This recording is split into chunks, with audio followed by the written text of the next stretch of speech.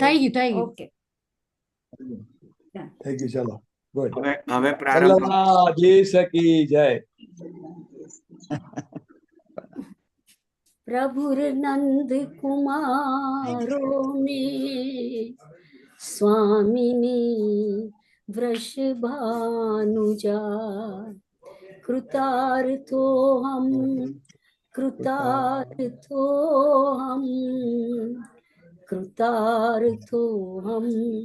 न संशय गोपाल बालम भुवनैकपालम संसार माया मतिमोहजालम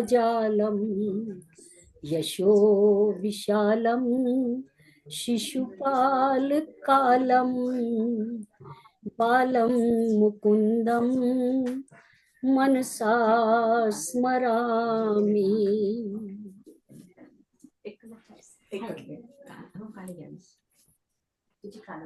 32मो अध्याय श्री युगल गीतम. श्री आचार्य चरण ની પહેલી કારિકા છે.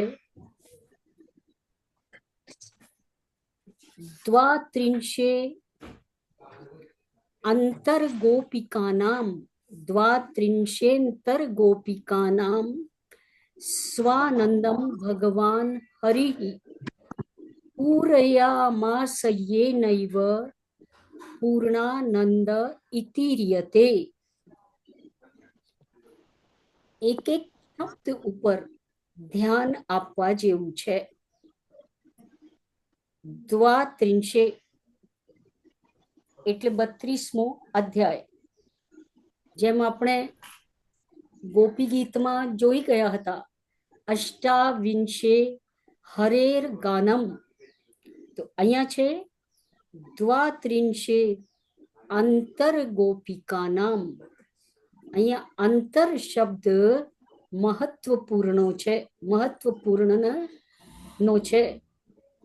તો દ્વાત્રિંશે અંતર ગોપિકાનામ સ્વાનંદમ ભગવાન હરિ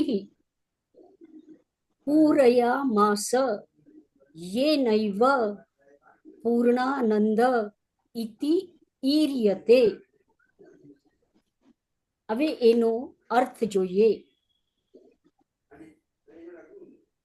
ગોપિકાનામ એટલે ગોપિકાઓના, ગોપીજનોના.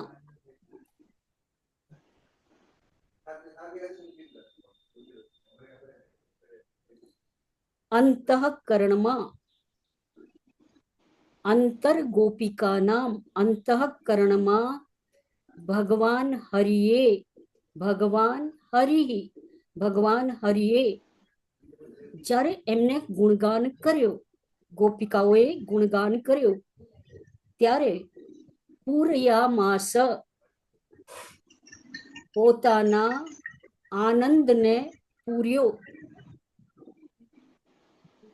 પૂર્ણાનંદ ઇતિર્યતે, અને તેથી જ આનંદને પૂર્યો ને, અને એ પણ અંતઃકરણમાં પૂર્યો. તેથી જ ભગવાન પૂર્ણાનંદ કહેવાયા અને ભગવાન પૂર્ણાનંદ થયા.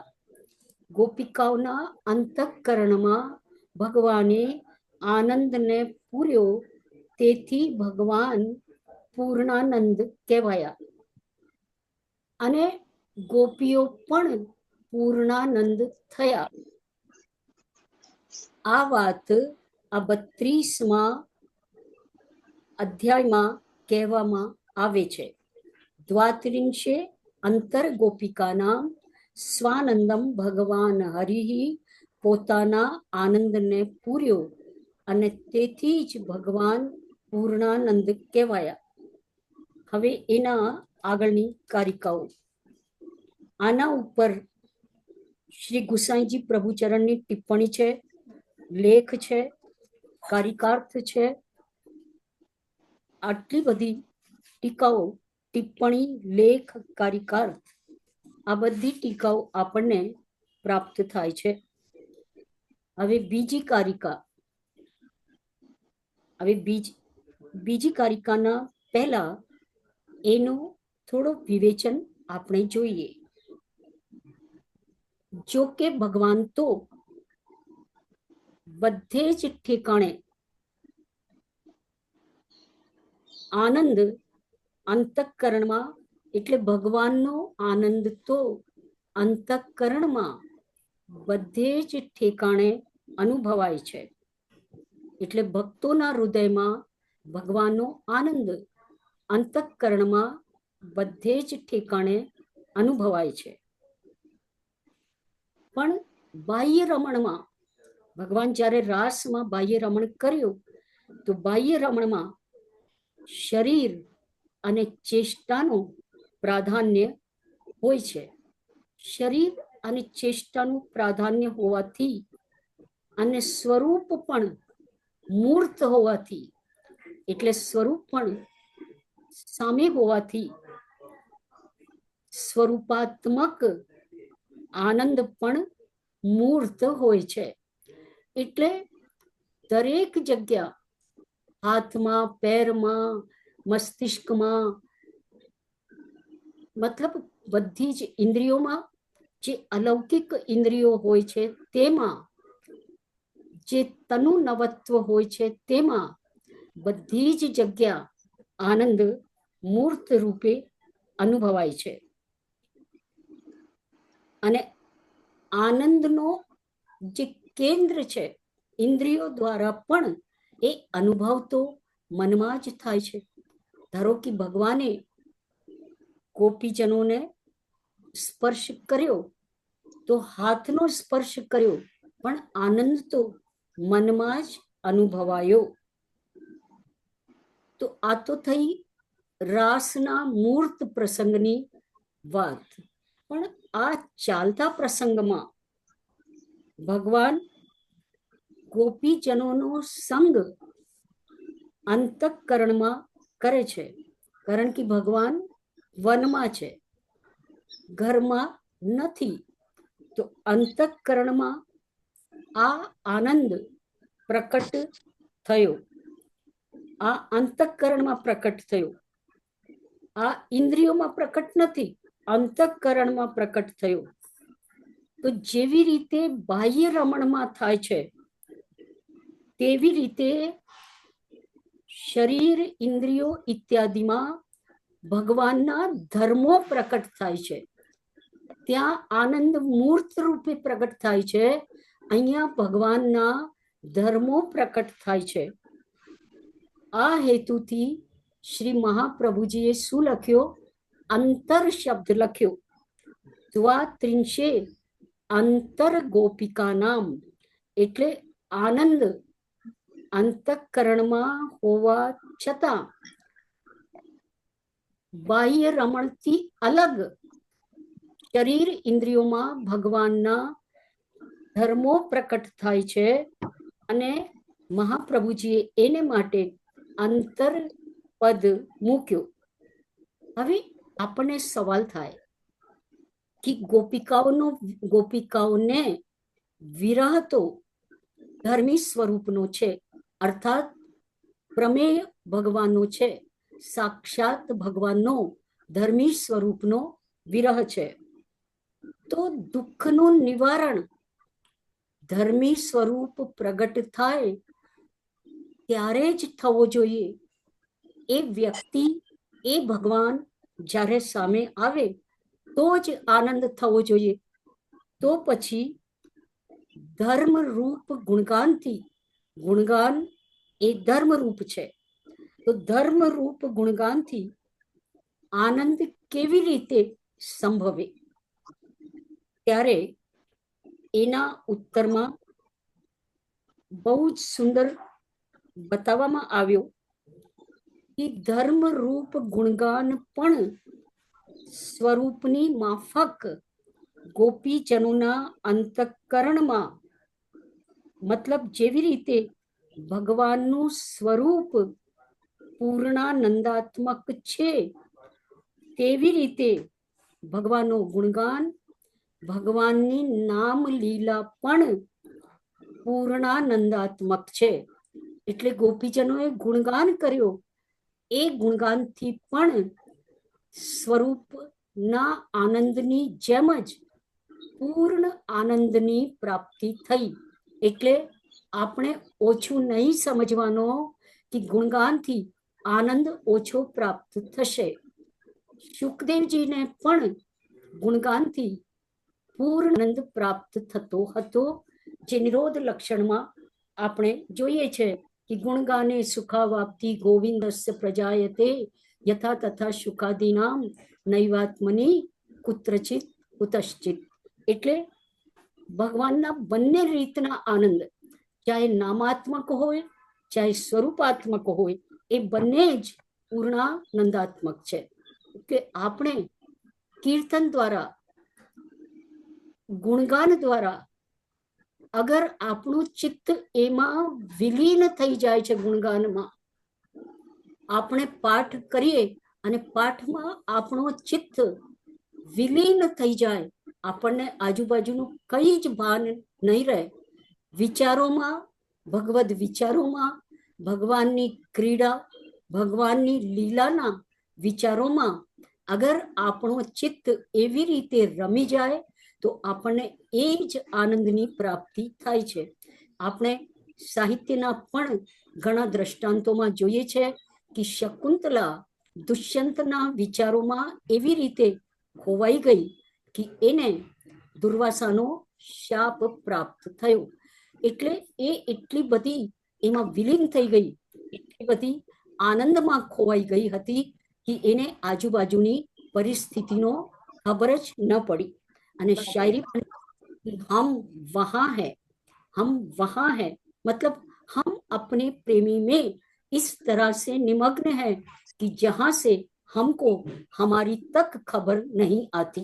એટલે પોતાનો પણ જેમાં ખ્યાલ ન રહે. એટલે નામ લીલા અને સ્વરૂપ લીલા એ બંને જ સમાન રૂપે આનંદાત્મક છે. હવે આ જ કારિકાનો એમાં એક શબ્દ છે યે નૈવ, એટલે પૂરયામાસ યે નૈવ પૂર્ણાનંદ ઇતિર્યતે. તો એમાં યે નૈવ એક એનો બીજો અર્થ પણ કર્યો કે યે નૈવ યેન એવ યે નૈવ, એનો એક બીજો અર્થ કર્યો કે રાસ પંચાધ્યાયમાં લીલા દ્વારા ગોપીજનોને જે આનંદ આપ્યો અને ભગવાન પૂર્ણાનંદ કહેવાયા.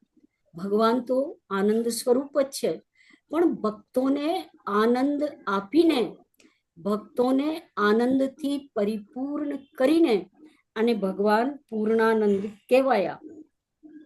તે જ સ્વરૂપથી ગોપીજનોના અંતઃકરણમાં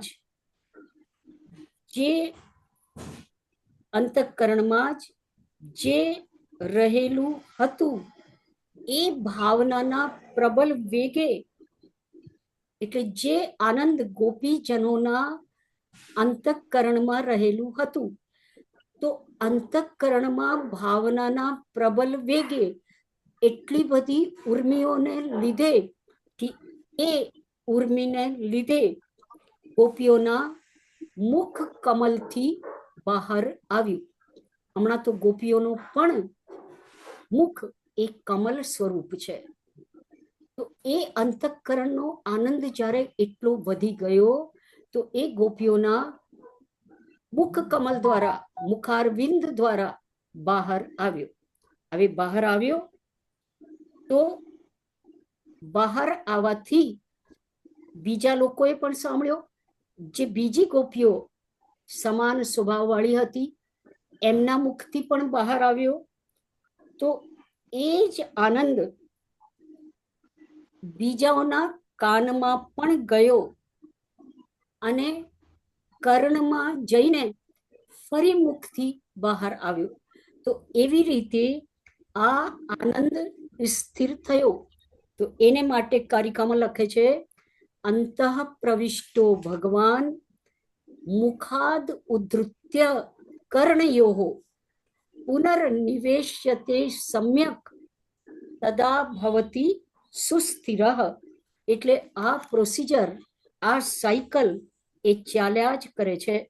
એટલે ભગવાને ગોપીજનોની અંદર આનંદ પૂર્યો.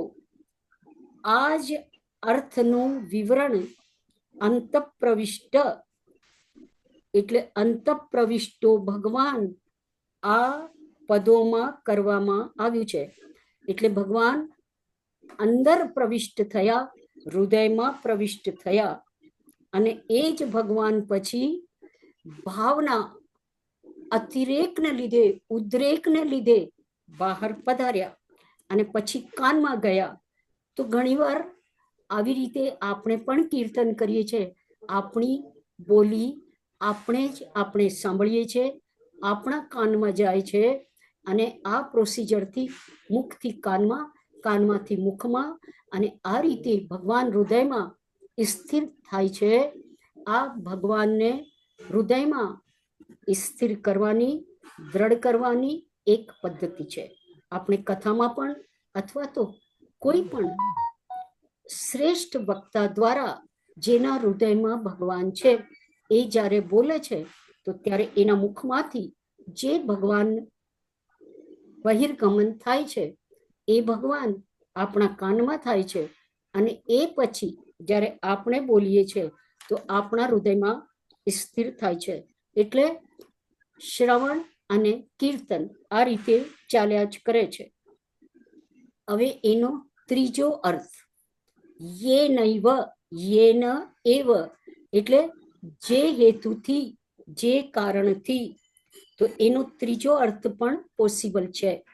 હવે એનો ત્રીજો અર્થ બતાવે છે કે જેમ ભગવાન પોતાના, એટલે જેમ જેમ ભગવાન પોતાના વિષયની આરતી, એટલે આપણે ઘણીવાર આરતીમાં દોડીએ છીએ ને કે અરે જલ્દી દોડો આરતી આવી ગઈ, તો આરતીના દર્શન ક્યાંક છૂટી ન જાય.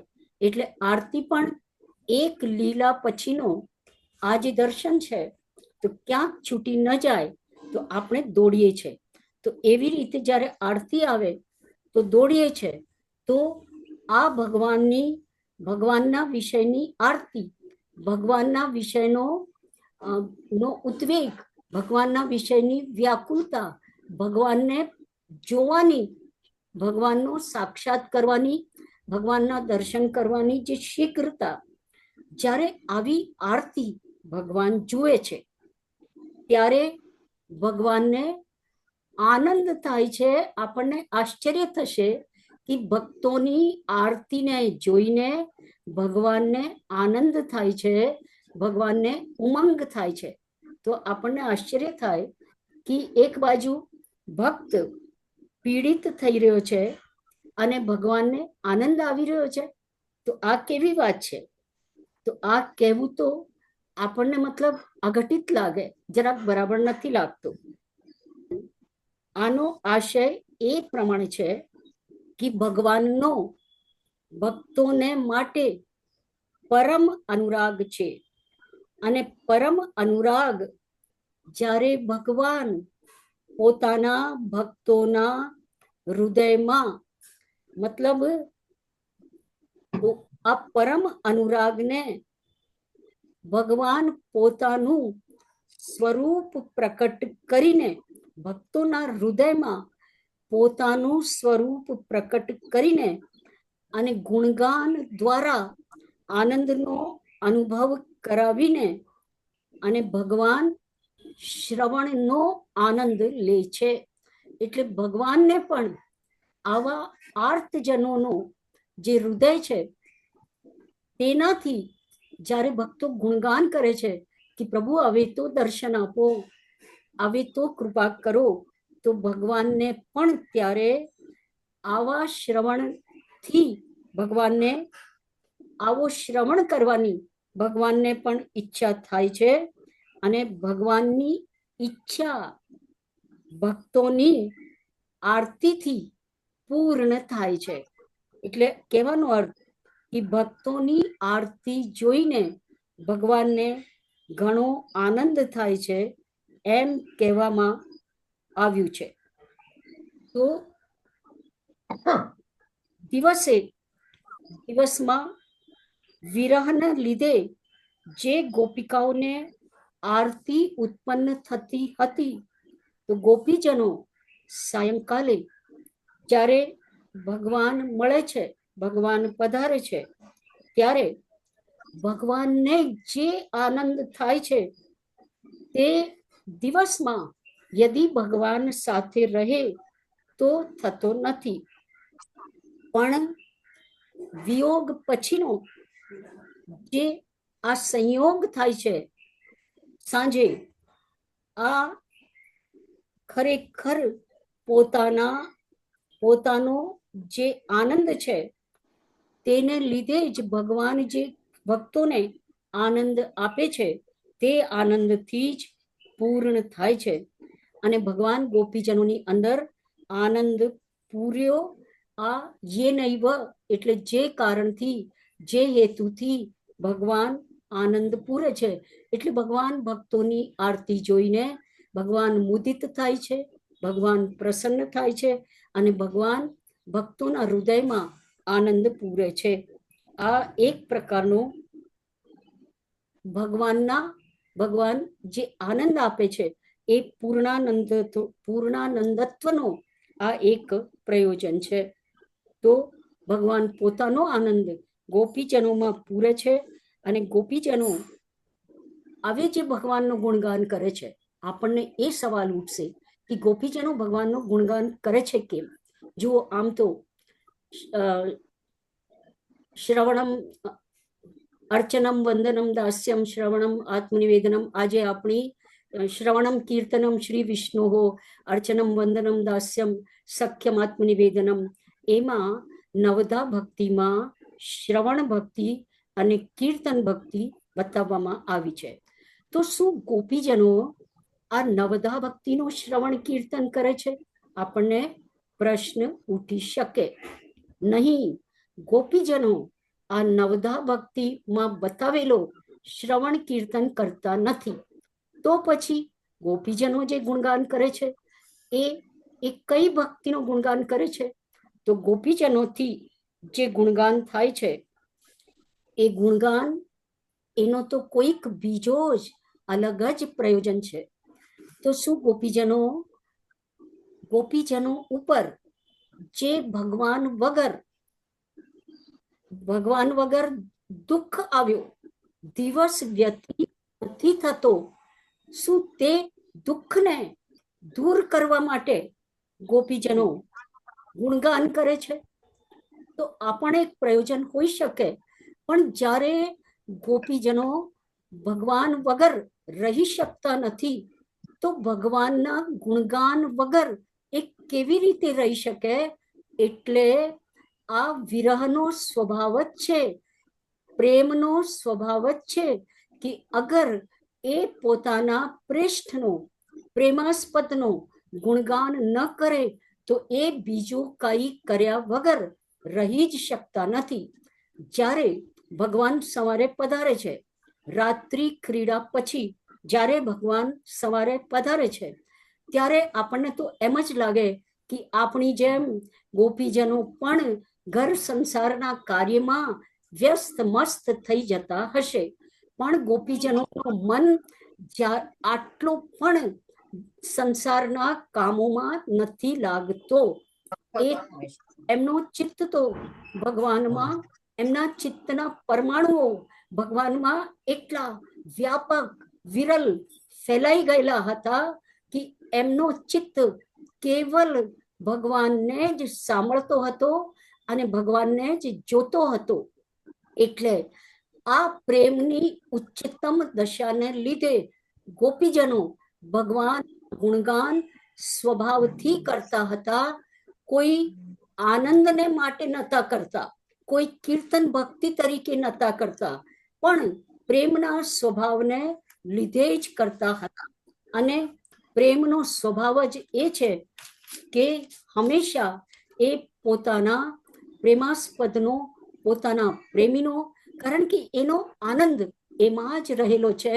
બીજે એ તો જે પ્રેમ કર્યો હોય ને તેને ખબર હોય કે પ્રેમિકાનો આનંદ પોતાના શ્રેષ્ઠ, પોતાના પ્રિયતમ, અને આ તો અલૌકિક પ્રેમની વાત છે. અરે જ્યારે લૌકિક પ્રેમમાં પણ આવો થાય છે, પણ એ 1-2 મહિના માટે, પણ હંમેશા હંમેશા કલ્પો માટે. અને મહાપ્રભુજી જેમ બ્રહ્મ સંબંધ મંત્રમાં બતાવે છે, તો હંમેશા હંમેશાનો આ આવો દ્રઢ પ્રેમ તો ભગવાન પ્રત્યે જ આ પ્રેમમાં જ આ સ્થિતિ બની શકે. એટલે શ્રી મહાપ્રભુજીએ આ બીજી કારિકા લખી કે અંત પ્રવિષ્ટો ભગવાન મુખાદ ઉદ્ધૃત નિવેશ્યતે સમ્યક તદા ભવતી સુસ્થિરઃ.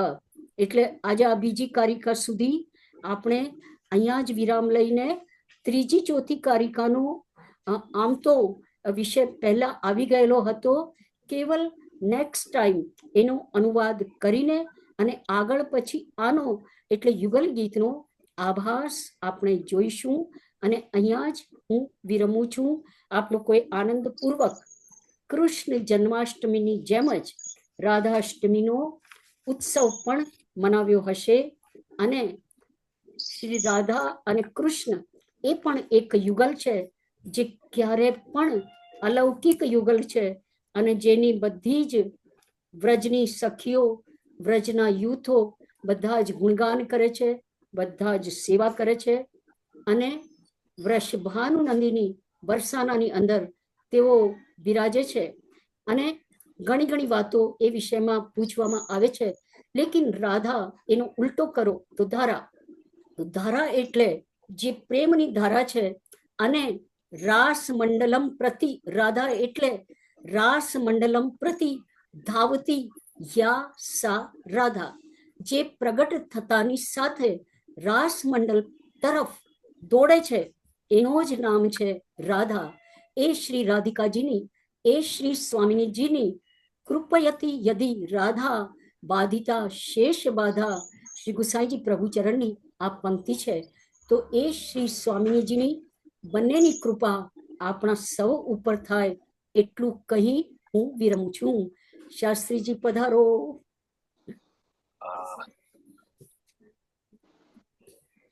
હા બાબુજી, પ્રણામ. હાજી.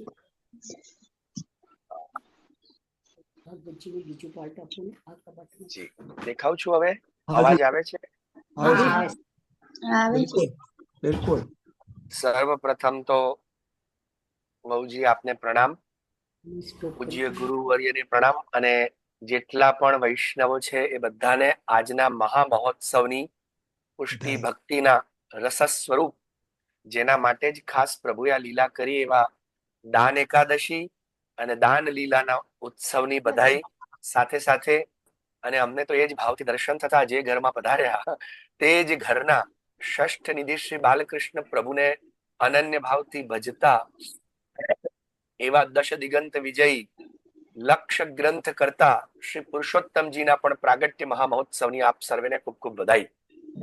એટલે આજના દિવસનું મને એવું લાગે છે કે આજે ગિરિરાજ ધાર્યાષ્ટકમ લેવું એના કરતા આજે આપણે દાન લીલા પર જ થોડો સાદરમ ચ પ્રપદ્યતે, સાદરમ ચ પ્રપદ્યતે. જગતગુરુ મહાપ્રભુ શ્રીમદ વલ્લભાચાર્ય ચરણ, જગતગુરુ મહાપ્રભુ શ્રીમદ ગોપીનાથ પ્રભુ ચરણ, જગતગુરુ મહાપ્રભુ શ્રીમદ વિઠ્ઠલનાથ પ્રભુ ચરણના પવિત્ર યુગલે ચરણારવિંદોમાં કોટાન કોટી દંડવત પ્રણામ કરી પૂજ્યપાદ સદગુરુવરીના આજનો જે વિશેષ મહામહોત્સવ છે એના વિશે આપણે સત્સંગ કરી લઈએ આજે. તો આપ લોકો જાણતા હશો કે શ્રી ઠાકોરજી દાન લીલા, માન લીલા અને રાસ લીલા આવી જે રસ પ્રચુર લીલાઓ જે કરે છે, આ બધી લીલાઓ પુષ્ટિ પુરુષોત્તમ ની કરવા પાછળનું એક જ આશય છે પ્રિયજનો, અને એ છે જે દશમ સ્કંદમાં શ્રીમદ ભાગવતજીમાં આપણને બતાવવામાં આવ્યું છે આચાર્યો દ્વારા. ભજતે તાદૃશી ક્રીડા યા શ્રુત્વા તત્પરો ભવેત. ઠાકોરજી એટલા માટે જ આવી લીલાઓ કરે છે. ભજતે તાદૃશી ક્રીડા યા શ્રુત્વા, જે લીલાઓનું શ્રવણ કરીને, જે લીલાઓનું ચિંતન કરીને તત્પરો ભવેત, જે ભક્ત છે, જીવાત્મા છે, એ પ્રભુમાં તત્પર બની જાય છે. પ્રિયજનો, જેમ એક ફૂલની માળા બનાવવી હોય, પુષ્પમાળા, તો પુષ્પમાળા બનાવતી વખતે તમારે શું કરવું પડે ખબર છે તમને?